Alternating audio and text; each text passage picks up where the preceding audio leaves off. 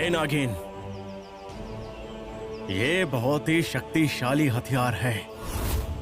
महागुरु का आशीर्वाद प्राप्त है इसे। ना जाने कितने नागों का विनाश किया है इस हथियार ने। मरने के लिए तैयार हो जाओ। इस अस्त्र से तुम्हारी मृत्यु निश्चित है। मंत्र तंत्र के साथ अस्त्र विद्या में भी मैं निपुण हूं। पिछले जन्म में मुझे मारने वाली तुम ही थी ना, लेकिन इस जन्म में तुम्हें मारने वाला मैं होऊंगा। पता है तुम्हारा अब तक बचे रहने की वजह यह है कि तुम्हारी मृत्यु मेरे हाथों लिखी है। मैं तुम्हें छोड़ूंगा नहीं।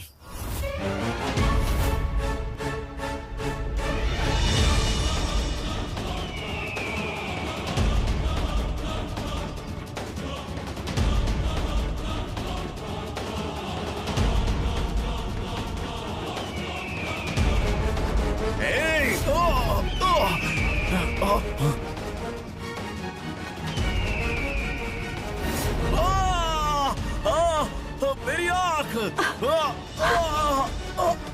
मेरी आँख, मेरी आँख, नागमणि,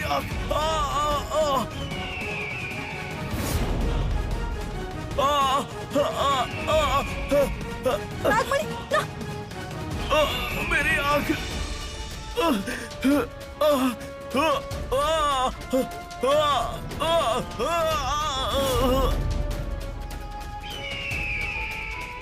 ये क्या हो रहा है? अब अचानक से ये गिद्ध कहां से आ गया? यस, इसे शूट करने के बाद नागमणि मेरी।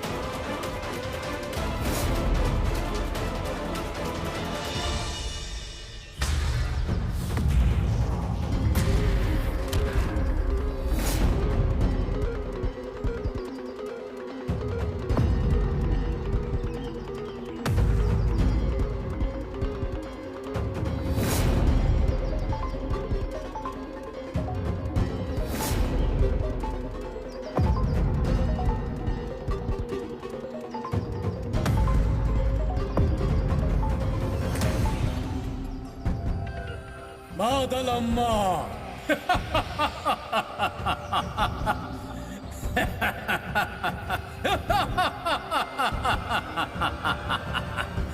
मादलम्मा। मादलम्मा, महायज्ञ संपूर्ण हो गया है मां।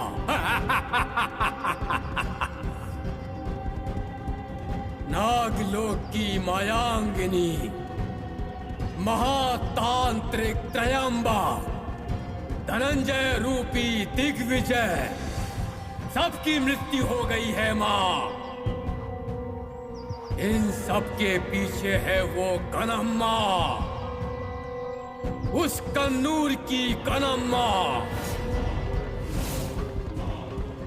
आपके देवत्व का नाश करके आपको शूद्र देवी बनाने वाली कनम्मा। अभी वो अपनी एक आंख खोकर भग्न मूर्ति के स्वरूप खून के आंसू रो रही है। खोई हुई आंख ढूंढकर उसे यदि आपके चरणों में समर्पित की जाए और उस पर यदि आपके चरणों की धूल भी लग जाए, तो उस कनम्मा की शक्तियों का विनाश हो जाएगा और वो आपको प्राप्त हो जाएंगी। इस एक लक्ष्य हेतु हर 33 सालों में एक बार अपने शरीर का त्याग कर दूसरे शरीर में बरकाया प्रवेश कर। मैं तुम्हारी सेवा कर रहा हूँ माँ। आने वाली अमावस्या को 33 साल पूरे हो रहे हैं माँ। मैं फिर से बरकाया प्रवेश कर आपकी सेवा करने के लिए सुप्त शरीर सूचित कीजिए माँ, सूचित कीजिए। मुझे आशीर्वाद दीजिए माँ। जय मादलम्मा।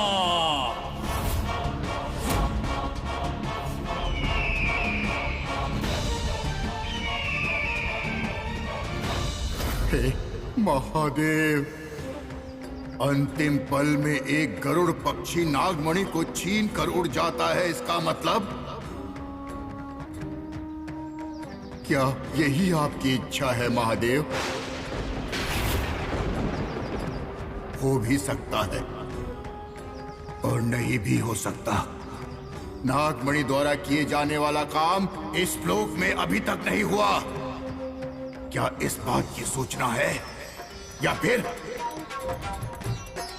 अंतिम क्षण में हुई विचित्र घटना का कारण क्या हो सकता है महादेव? क्या है?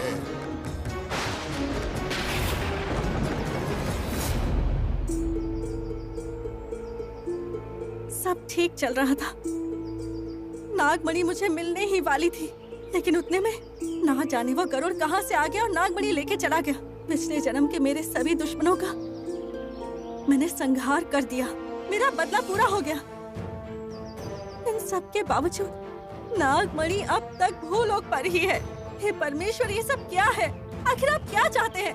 आप क्यों मेरी परीक्षा पे परीक्षा लेते जा रहे हैं? मेरा आदि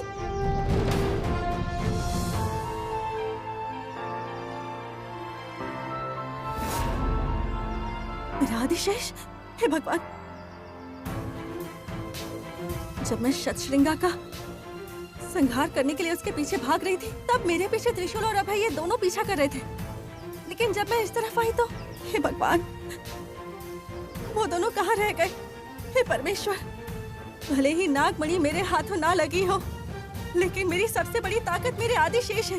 अब बस वो मुझे वापस मिल जाए, फिर हम नागमणि को हासिल कर लेंगे, उसे नागलोक ले जाएंगे। इसमें कोई बड़ी बात नहीं। हे भगवान, अगर मैंने कोई पाप किया है तो मुझे क्षमा कर दीजिए। मुझे ऐसी शिक्षा मत दीजिए भगवान। कृपा करके मुझे मेरा त्रिशूल और अभय जिन्होंने मेरी मदद की, वो दोनों मुझे मिल जाएं। मुझ पर दया कीजिए भगवान। त्रिशूल, अभय, त्रिशूल।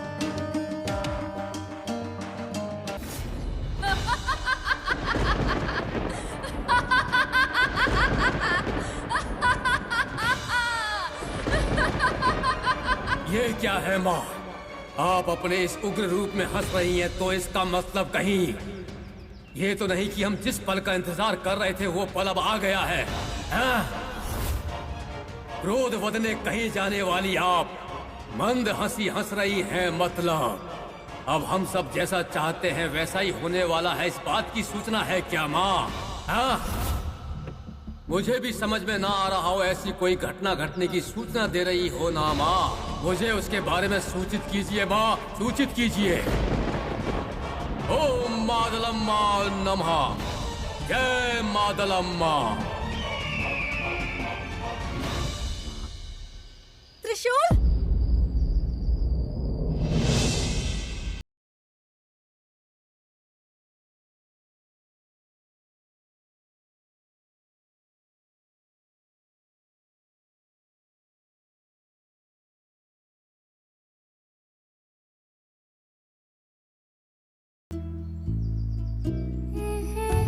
अभय, आपने मेरी बहुत मदद की है। आपकी मदद से ही मुझे मेरा आदिशेष मिल गया। आपके शरीर में अगर त्रिशूल की आत्मा समा नहीं पाती तो शायद त्रिशूल हमारे बीच नहीं होता। त्रिशूल, हमें हमारे नागलोक को मरते दम तक इनका शुक्रिया अदा करना चाहिए। इन्होंने हमारी बहुत सहायता की है। हम चाहे इनके लिए कुछ भी कर ले वो कम ही होगा। त्रिशूल? कौन त्रिशूल? ओह, अब जब सब कुछ पता चल ही गया है तो तुम्हें त्रिशूल बुलाकर क्या फायदा है ना आदिशेष? आदिशेष। लगता है आपको कुछ गलतफहमी हुई है। पहले आप मुझे त्रिशूल बुला रही थी, इन्हें अभय बुला रही हैं, फिर आप मुझे आदिशेष कह रही हैं। वैसे तुम कौन हो? मैं यहाँ क्या कर रहा हूँ? और वैसे मैंने आपको भी नहीं पहचाना। मैं आदिशेष, तुम्हारी शिवानी।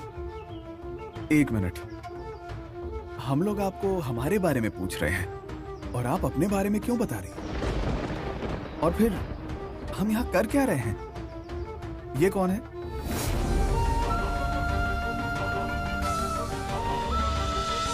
नागिन, मुझे मारने के बाद भी तुझे तेरे अपने नहीं मिलेंगे। मेरे साथ साथ उनकी याददाश्त भी नष्ट हो जाएगी।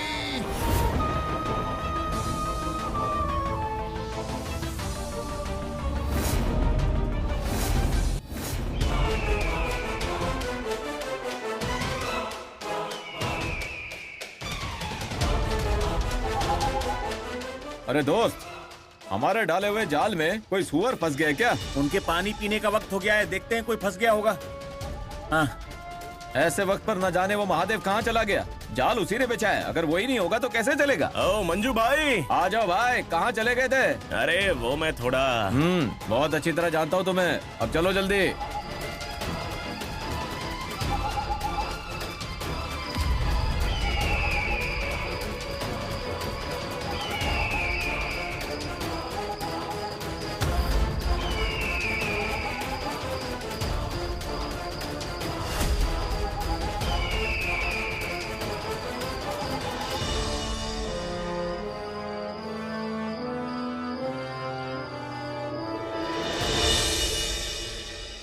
स्वामी जी, स्वामी जी, स्वामी जी, स्वामी।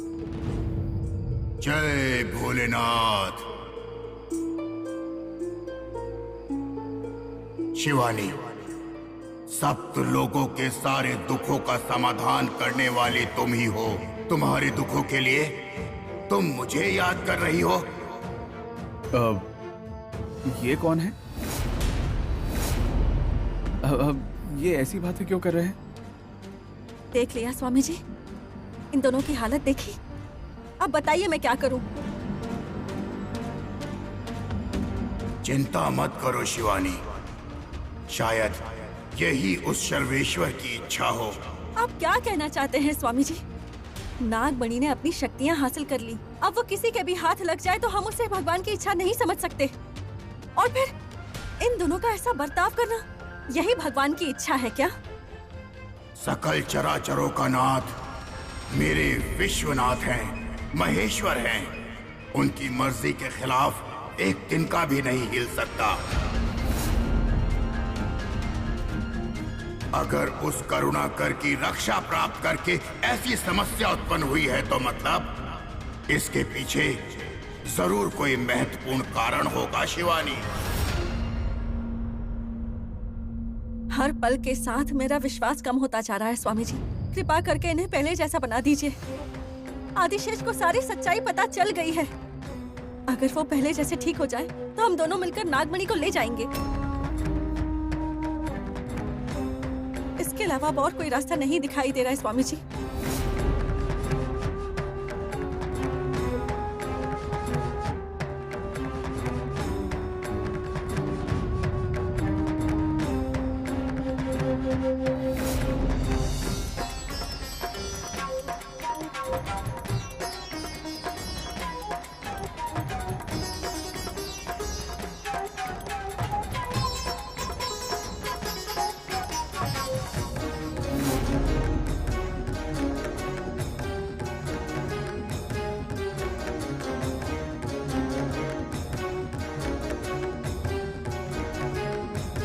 क्या बात है स्वामी जी, क्या हो गया?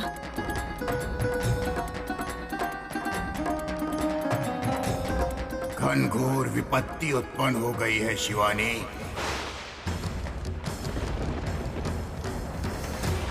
इन दोनों की याददाश्त ही मिटा दी है उस तांत्रिक त्र्यंबक ने। मतलब आप क्या कहना चाहते हैं? हाँ शिवानी, उस त्र्यंबक ने इतना घनघोर मंत्र तंत्र उपयोग किया कि वो तो मर गया। उसके ना बच पाने के कारण ये समस्या उत्पन्न हुई। तो बताइए अब मैं क्या करूं? मेरी आगे की लड़ाई के लिए आदिशेष के मानव रूपी त्रिशूल का मेरा साथ होना जरूरी है। मेरी मदद करने वाले अभय को भी अभी कुछ याद नहीं है। इसका कोई तो परिहार होगा ना? कृपा करके मुझे बताइए स्वामी जी। एक और तो नागमणि है जो नहीं मिल रही, और दूसरी ओर मुझे दी गई इतनी बड़ी जिम्मेदारी। जब इतनी सारी परेशानियां हैं तो बताइए अब मैं क्या करूं स्वामी जी? तुम्हारी सारी समस्याओं का समाधान पूर्व दिशा में होगा। इनका जवाब तुम्हें खुद ही ढूंढना होगा शिवानी। जाओ, अभी के अभी निकलो पूर्व दिशा में। कन्नूर, कन्नम्मा देवी का गांव है कन्नूर।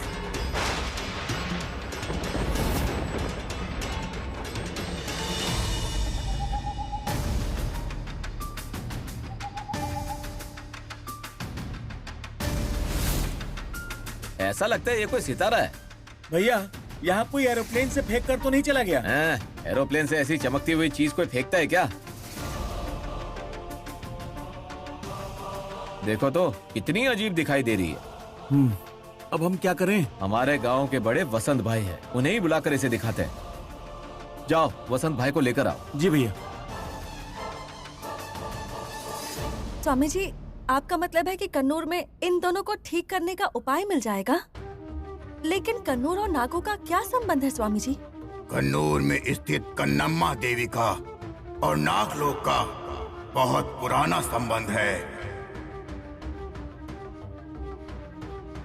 दक्ष यज्ञ के समय सती का शव लेकर जब शिव रुद्र तांडव कर रहे थे, तब उस महाविष्णु ने सती माता के शरीर को अपने सुदर्शन चक्र से कई भागों में छिन्न छिन्न कर दिया था। तब उनके शरीर के अंग कई जगह जाकर गिर गए थे। जहां जहां उनके अंग गिरे वहां वहां एक बड़ा मंदिर बांध दिया गया। जहां सती की आंखें गिरी थी वही है कन्नम्मा देवी का उगम स्थान। उसी गांव को कन्नूर के नाम से जाना जाता है। तुम्हारी रक्षा करने वाली शक्ति भी उसी गांव में स्थित है। बचाओ बचाओ बचाओ!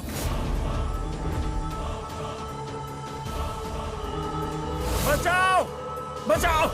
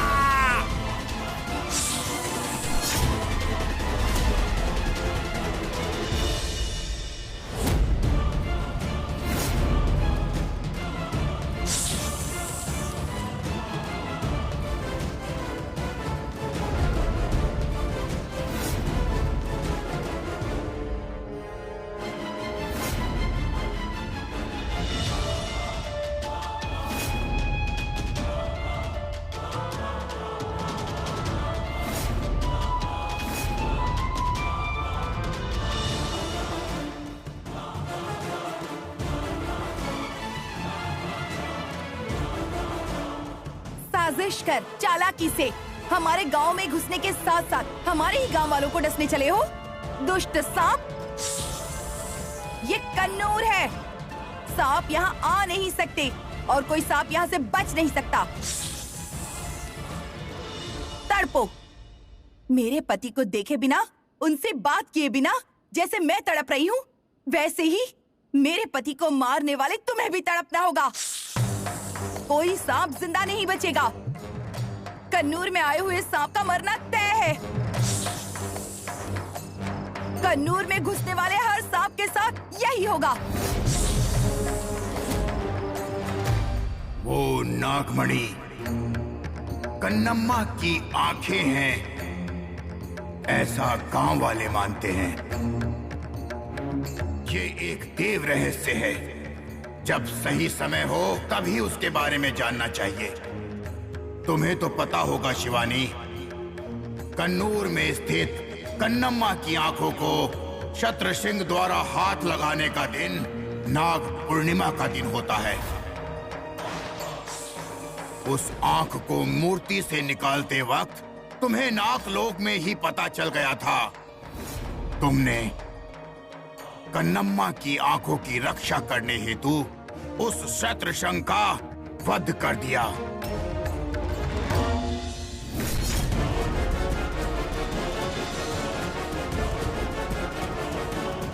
किंतु शत्रसिंह के मरने के बाद उसके साथियों ने गांव में कुछ और ही बात फैला दी। नागिन जब कन्नम्मा की आंखें मूर्ति से निकाल रही थी, तब शत्रसिंह ने उस नागिन को रोकने की कोशिश की, लेकिन तब उस नागिन ने उस शत्रसिंह का वध कर दिया और आंखों का अपहरण कर लिया। ऐसी बात गांव में फैला दी है। हाँ, उन गांव वालों के लिए शत्रसिंह कन्नूर में स्थित उस मंदिर की रक्षा करने वाला था और देवी की आंख को एक नागिन ने मूर्ति से निकाला और वो नागिन तुम ही हो, ऐसा उन्हें लगता है।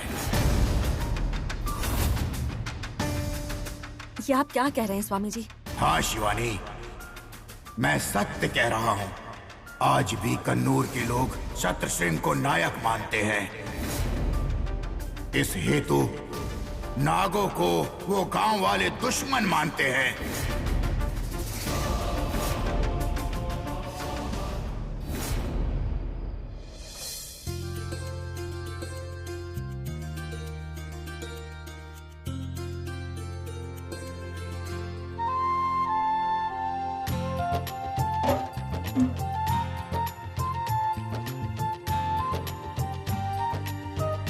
प्रेमा, मेरे लिए एक गिलास पानी तो लाना। अब इसे क्या हो गया? हा? बेटी सहस्त्रा, जरा मेरे लिए पानी लेकर आना। घर पे होगी तब तो पानी लाएगी, वो घर पे नहीं है। आप गांव घूमकर आ गए पर उसका घूमना खत्म नहीं हुआ। क्या हो गया? वो कुछ भी करे आप हमेशा उसका साथ देते हैं, इसीलिए इतनी देर हो गई अभी तक घर नहीं आई। अरे पगली, वो कहीं और गई होती तो तुम्हारा चिंता करना जायज होता। यहाँ उसके साथ कुछ गलत हो सकता है क्या? वो कन्नूर की बेटी है प्रेमा, कन्नूर की बेटी। कन्नूर की बेटी ठीक है, लेकिन कन्नूर के लोगों को नागों से समस्या है, पता है ना आपको? लोगों को परेशानी ना हो इसलिए नाग जहाँ भी दिखाई देते हैं उसे मार दिया जाता है। और अभी मैं वही करके आ रही हूँ। क्या हुआ बेटा, तुम कहाँ गई थी? सीने भाई का एक सांप पीछा कर रहा था, मैंने मार दिया उसे। कई साल बीत गए पर इस गांव में कोई भी सांप नहीं आया। अब अचानक सांप दिखाई दे रहा है, इसका क्या मतलब है जी? मुझे क्या पता प्रेमा, मुसीबतें कब कहां से किस रूप में प्रकट हो जाए ये मुझे कैसे पता होगा? हमें हर पल सतर्क रहना चाहिए बस। बेटा जाओ खाना खा लो। वसंत भैया, वसंत भैया। ए चंद्रा। वसंत भैया।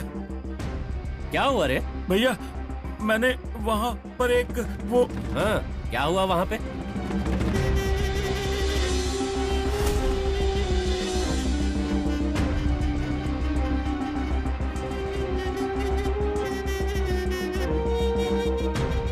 प्रेमा, मैं जरा देख कर आता हूँ, तब तक तुम लोग खाना खा लो। ध्यान रखिएगा। चलो।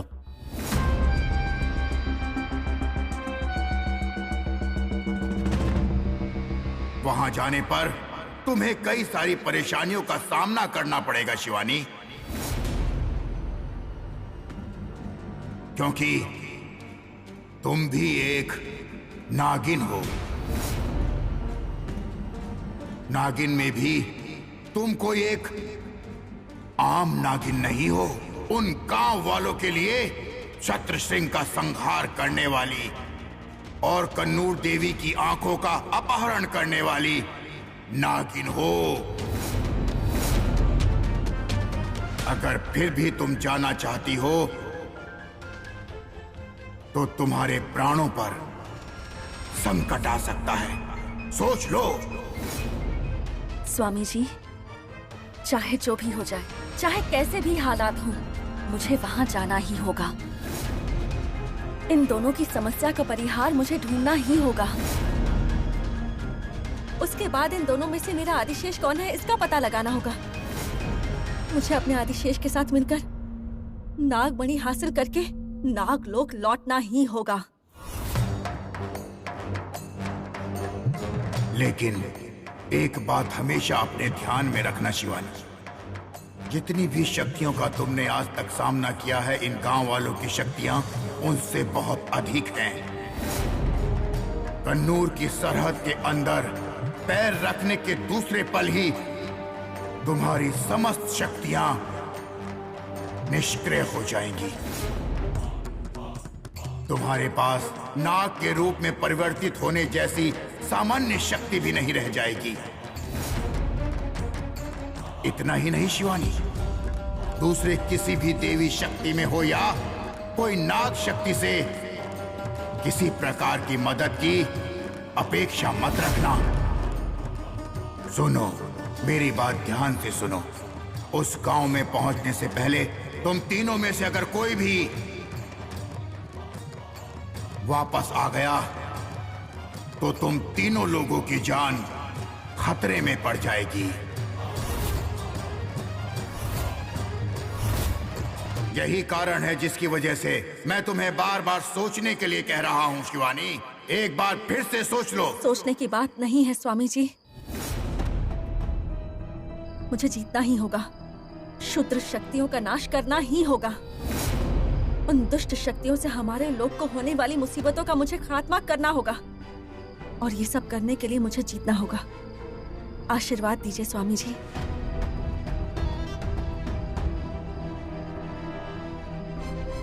चलो।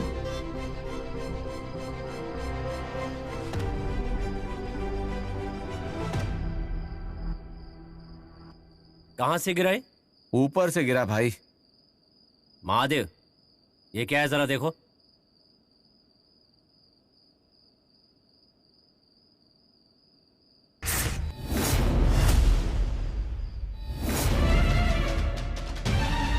ये क्या चीज है भैया? इसे देखने पर तो ये कोई मामूली चीज नहीं लग रही है, ये कोई महान शक्तिशाली चीज लग रही है। ये क्या है, ये तो मुझे भी समझ में नहीं आ रहा है। शायद गुरुजी को कुछ पता हो। भैया, अभी जाकर नरसिम्हा पंडित जी को लेकर आऊं क्या? इतनी रात को वो घर से नहीं निकलते, उन्हें बुलाना उचित भी नहीं होगा। ये अब चाहे कुछ भी हो, सुबह देखते हैं। देखो, ये किसी को नजर नहीं आना चाहिए। अच्छी तरह पत्तों से छुपा दो।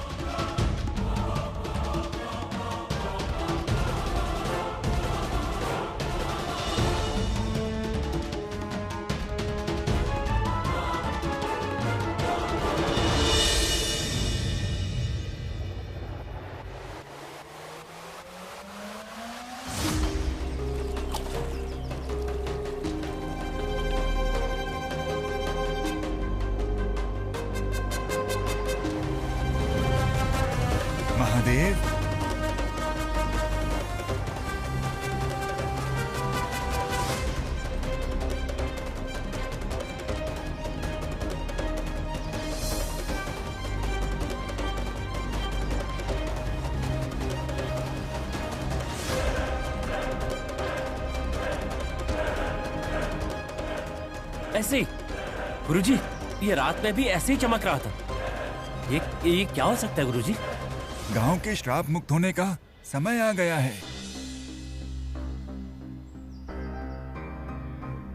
क्या कहा आपने गुरुजी? गांव का श्राप से मुक्त होने का वक्त आ गया? मैं कुछ समझा नहीं। हाँ वसंत, जब से कन्नम्मा की आंख चोरी हुई है तब से ये गांव बहुत तड़प रहा है। ये गांव कितने अनजान संकटों से, अनजान दुखों से भर चुका है। अब इन सब से मुक्त होने का समय आ चुका है। गुरुजी, आपकी बातें मेरी समझ में नहीं आ रही हैं। वसंत, तुम्हारी आंखों के सामने जो है वो और कुछ नहीं बल्कि कन्नम्मा देवी की आंख है।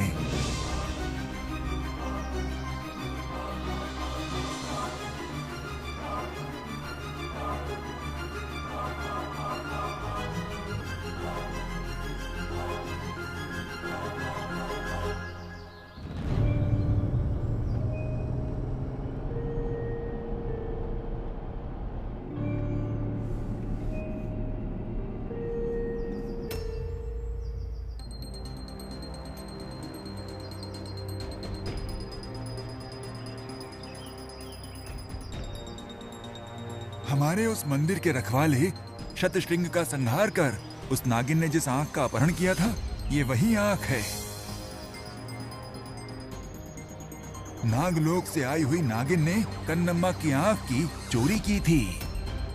तब से लेकर आज तक कन्नूर के लोगों को नागिन पर द्वेष था।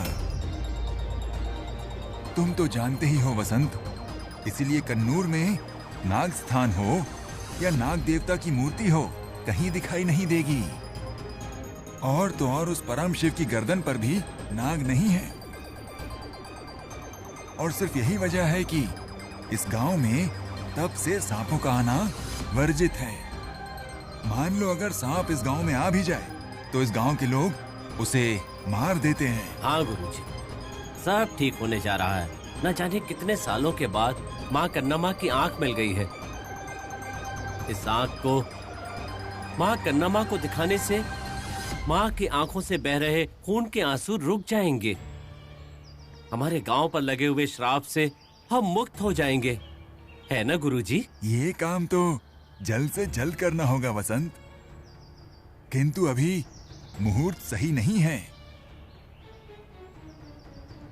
देव प्रश्न रखकर देखना होगा। गुरुजी, अब देर नहीं करनी चाहिए, अभी से तैयारियां शुरू कर दीजिए। ये सिर्फ मैं अकेला नहीं कर सकता वसंत, उस शतशृंग को भी आना होगा। देवी की आंखों को बचाते बचाते उस नागिन के द्वारा मारा गया वो शतशृंग। शतशृंग का अपनी बेटी के पेट में पैदा होने के बारे में तुम्हें भी पता तो है। इसीलिए उस देवी ने शतशृंग को दोबारा से इस गांव में भेजा है, समझे? माँ शायद उससे ही ये आंख स्वीकार करना चाहे। और एक बात, इस गांव पर श्राप स्वरूप दिखने वाला दंडक पास के ही जंगल में वास कर रहा है। वो भी कन्नम्मा की आंख को अपहरण करने के बारे में सोचने वाला एक नीच है। अगर गलती से उसे इस आंख के बारे में पता चल गया तो न जाने कैसा अनर्थ हो जाएगा, भगवान ही जाने। वसंत, ये बात किसी को पता नहीं चलनी चाहिए, हमारे बीच ही रहनी चाहिए।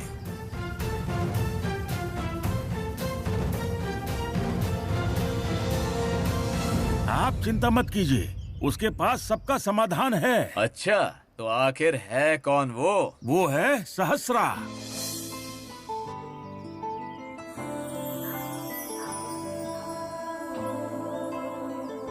महादेव,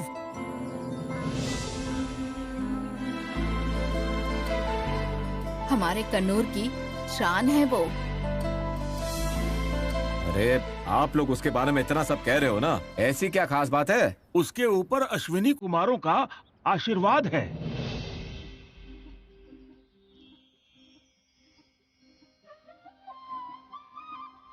और उसमें आदि शक्ति का अंश भी मौजूद है। इसीलिए दीप बात करते हैं तो वो सुनती है।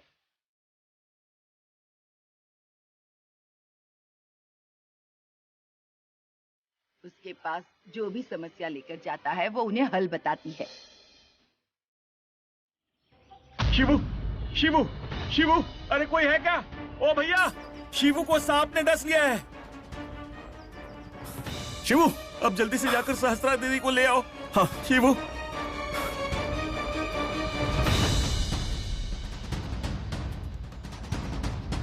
दीदी, दीदी, सहस्त्रा दीदी, शिवू भाई को सांप ने काट लिया दीदी। सांप? कहाँ? दीदी, शिवू भाई के घर के पास एक सांप ने उन्हें डस लिया है दीदी। यहाँ सांप वापस आ गया? दीदी, आप जल्दी चलिए, उन्हें बचा लीजिए।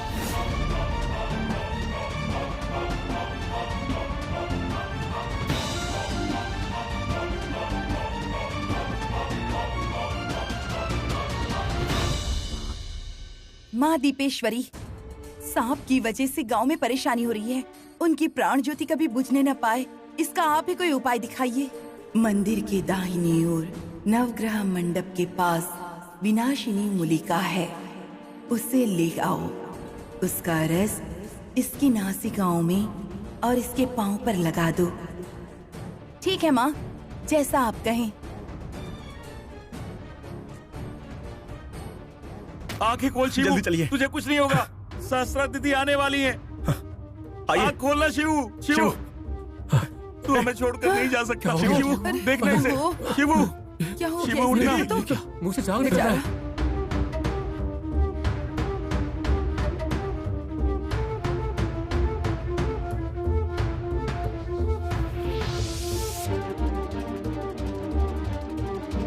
जरा हटिए। दीदी,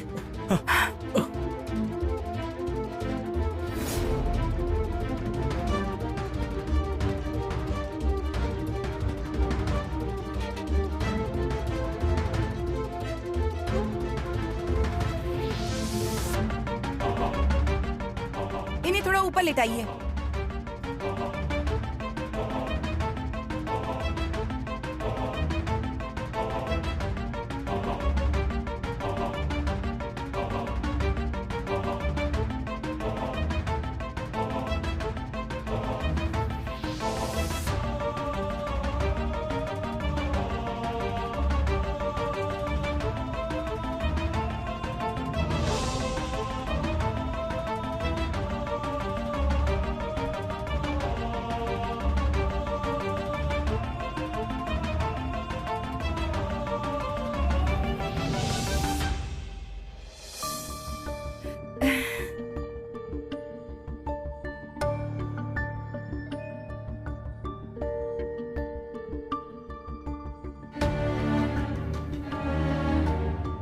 चंद्र भैया, अब ये बिल्कुल ठीक है, आप इन्हें घर ले जा सकते हैं, लेकिन इन्हें सोने मत दीजिएगा। ठीक है दीदी।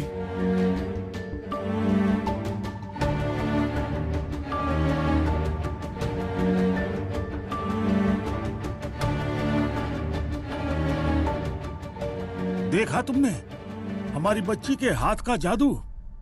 जिसे सांप ने काटा था उसे बचा लिया। क्या हुआ बेटा, आखिर तुम इतना गुस्सा क्यों हो? गुस्सा क्यों नहीं आएगा दादाजी, कन्नूर में फिर से सांपों की दहशत शुरू हो गई है। ये सब देखकर लगता है फिर से सांपों की वजह से इस गांव में मुसीबत बढ़ने वाली है। आप पहले जाकर नरसिंह ज्योतिष जी को ये बात बता दीजिए।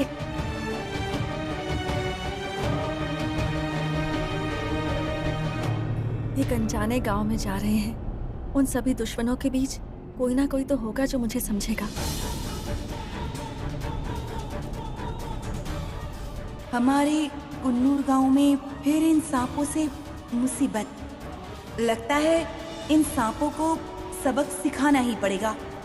हाँ।